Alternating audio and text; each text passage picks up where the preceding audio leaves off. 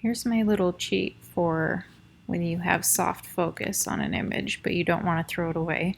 This one's a pretty extreme example. Like obviously the focus fell on his hair here, so it's pretty front focused, but I still want to keep this image because this was a 18-month-old who honestly, he was a mover, and so I have a lot of pictures that are a little soft with him, and I want to fill his gallery with as much photos as possible, so I'm gonna just kind of like pretend focus this one. So I'm gonna go up to, gosh, I'm not sure if you can see this, but I'm going to filter, sharpen, and smart sharpen. We're gonna fake it.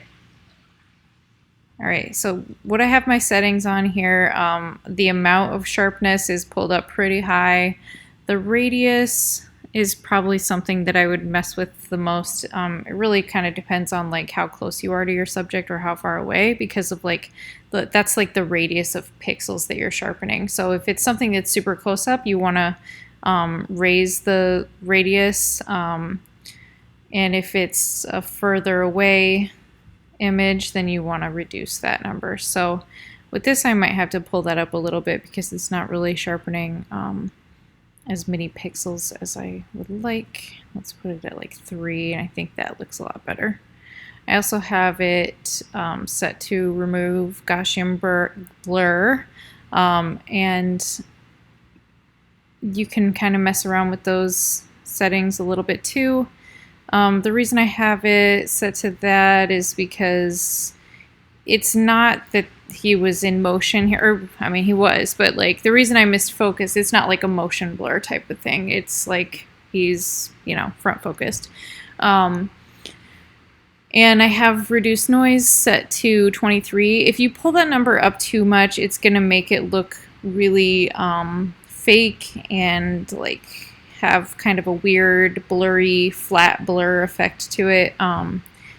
But I also do kind of want to reduce the noise a little bit, because otherwise you have all this like digital noise that it's creating with the sharpening. So I'm just going to go ahead and click OK. And what it's going to do is sharpen the entire image, which is also not what I want, because his hair is already in focus in this. I don't want to make it look like this, where it's just crazy, crazy sharp in focus. I want to concentrate the areas to like the eyes, maybe a little bit on the nose and mouth too. But since I want to brush on the effect, I'm going to add a layer mask to this layer. Notice I duplicated this layer before I even started the video, because I knew that I was going to just like brush on in certain areas. So add a layer mask and then invert the layer mask so that it's black. And then you're going to take a soft white brush here.